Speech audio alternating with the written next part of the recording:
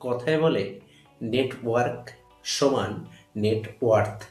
অর্থাৎ তুমি তোমার পরিচিতির সার্কেল যত বেশি বাড়াতে পারবে তত কিন্তু তোমার নেটওয়ার্থও বাড়তে থাকবে।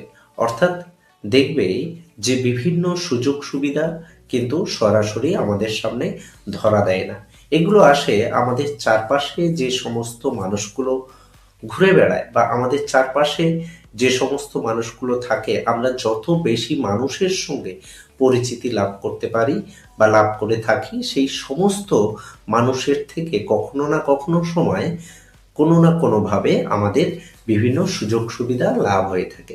আর সেই সুযোগ সুবিধাগুলো পরবর্তী ক্ষেত্রে আমাদের কিন্তু অনেক লাভবান করতে পারে, যে লাভবান অর্থের দিক থেকেও হয়ে থাকে।